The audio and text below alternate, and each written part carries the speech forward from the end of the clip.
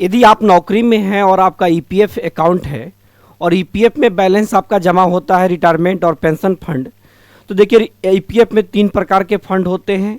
एक आपका employ share होता है, एक एम्प्लॉयर शेयर होता है और एक पेंशन फंड होता है।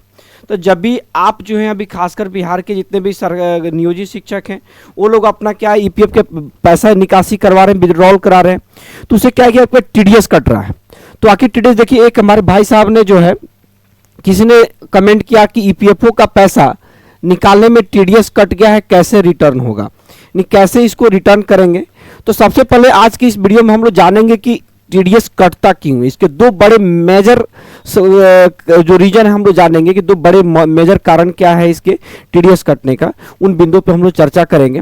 तो आज की सेशन में बने रहने के लिए हमारे चैनल को सब्सक्राइब कर दीजिएगा, और मैं जब चैनल को सब्सक्राइब कीजिएगा तो कहीं ना कहीं एक एनर्जी आएगी जिससे कारण हम और अच्छी वीडियो आपके पास लेकर के आएंगे। तो देखिए, सबसे पहले टीडीएस कटने का जो है 2 मुख्य कारण है। तो पहला कारण क्या है, सबसे पहले देखिए ये जो व्यक्ति है इनके ईपीएफ अकाउंट है, चूंकि प्राइवेसी की वजह से मैंने इनको सारी जो पर्सनल डाटा जो है उसको मैंने हाइड कर दिया है। तो यहाँ पे देखिए इनका अस्थायी खाता संख्या यानी परमानेंट अकाउंट नंबर, जिसको हम लोग बोलते हैं पैन नंबर।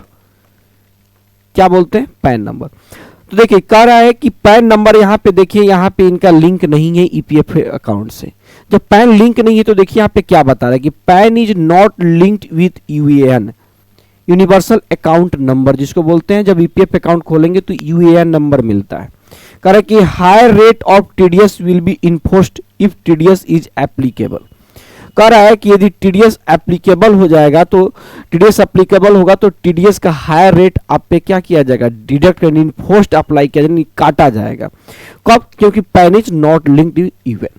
ये आपका थियोरेटिकली एक आपका एक्सपीरियंस हो गया कि अगर पैन आपका लिंक नहीं है किससे, आपके ईपीएफ अकाउंट में ऐड नहीं है, केवाईसी नहीं करा है और ईपीएफ अकाउंट में आपका पैन नहीं डाला गया है, तो आपका अकाउंट से पैसा कटेगा। टीडीएस जब भी आप निकासी करेंगे तो टीडीएस का बैलेंस कटेगा। लेकिन जब हम लोग टीडीएस जब हम ईपीएफ अकाउंट से पैन को लिंक कर देंगे, पहला कारण है। दूसरा कारण भी आप वीडियो के अंत तक बने रहिए, मैं वो भी कारण बताता हूँ। वो जो कारण है वो प्रैक्टिकली एक्सपीरियंस के तौर पे वो चीज़ें आपको लिख करके नहीं आएगा, लेकिन प्रैक्टिकली जब हम लोग काम करते हैं ईपीएफ पे तो वहाँ पे ये चीज़ें भी अनुभव गेन होता है कि ये चीज़ की वजह से भी पैसा कट रहा है। देखिए जब भी आप लोग जब यहाँ पे आप जब लिंक करेंगे तो यहाँ पे देखिए अंडर वेरिफिकेशन है, यहाँ पे सारी चीज़ें हैं। अगर मैं और भी दिखाता हूँ, देखिए यहाँ पे अगर हम बात करें तो देखिए इस व्यक्ति का पैन नंबर जो है नहीं है, लेकिन आधार संख्या यहाँ पे है। देखिए दूसरा चीज़ देखिए, और भी अगर हम बात करते देखिए यहाँ पर भी इस व्यक्ति का जो है पैन नंबर नहीं है। चलिए आगे देखते हैं, जिस व्यक्ति का पैन नंबर है वहाँ पे चलते हैं। देखिए जैसे इस व्यक्ति का पैन नंबर जहाँ पे है तो देखिए उमंग से अगर आप पीडीएफ निकालेंगे तो यहाँ से पैन नंबर जब है तो देखिए यहाँ पे एनए नहीं लिखा हुआ है, इसका मतलब यहाँ पैन नंबर लिखा हुआ था।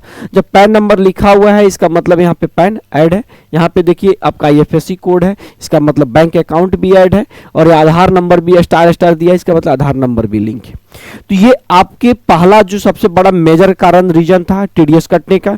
तो जो आप पैन कार्ड लिंक करा लेंगे तो आपका टीडीएस नहीं कटेगा। दूसरा मेजर कारण है।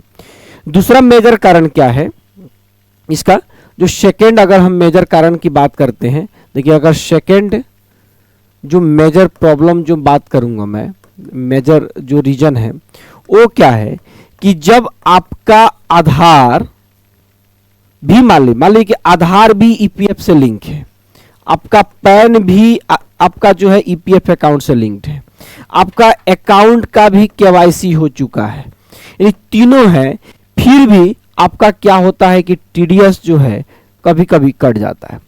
तो इसके पीछे का रीजन क्या है? मान लीजिए तीनों लिंक्ड है, ऐसा नहीं कि तीनों लिंक है तो आपका टीडीएस नहीं कटेगा, तब भी टीडीएस कट सकता है, तब भी टीडीएस कटता है। तो उसके पीछे का सबसे बड़ा कारण क्या है कि कभी अभी आपको भारत सरकार ने आदेश दिया कि आपने आधार को पैन से लिंक करना।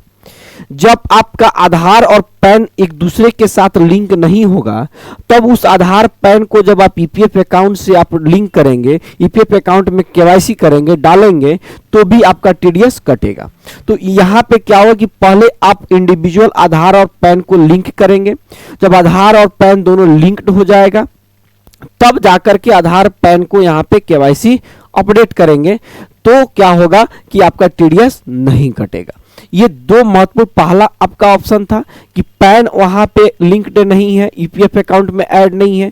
दूसरा, अगर ईपीएफ अकाउंट में पैन अगर अपडेट होने के बाद भी अगर आपका टीडीएस कट रहा है तो इसका दूसरा सबसे बड़ा प्रॉब्लम कारण है कि आधार और पैन एक दूसरे के साथ लिंक्ड नहीं है। तो सबसे पहले आधार पैन लिंक्ड करें और उसके बाद से आप अपना विड्रॉल का प्रोसेस करें। अगर और भी अगर आपको ईपीएफ से रिलेटेड आपके सवाल उठते हैं तो हमारे कमेंट बॉक्स में जरूर कमेंट कीजिए, क्योंकि मैं आपके एक एक कमेंट को ध्यान से पढ़ता हूं और उसकी रिप्लाई करता हूं। जितना मुझे हो सकता है उतना रिप्लाई करते हैं, अगर नहीं करते हैं तो फिर उस पर मैं वीडियो भी बनाता हूं। क्योंकि देखिए ये वाला भी वीडियो मैंने तभी बनाया जब एक भाई साहब ने मुझे यहाँ पे मैसेज किया, उन्होंने कमेंट किया कि ईपीएफओ का पैसा निकालने में टीडीएस कट गया, कैसे रिटर्न होगा। तो रिटर्न करने का है कि जब आप इनकम टैक्स रिटर्न पे करेंगे तो वहाँ पे जो आपका अकाउंटेंट होता है वहाँ पे टीडीएस रिटर्न का प्रोसेस करता है। क्लियर? तो आज की इस वीडियो में इतना ही, तब तक के लिए इतना ही। जय हिंद।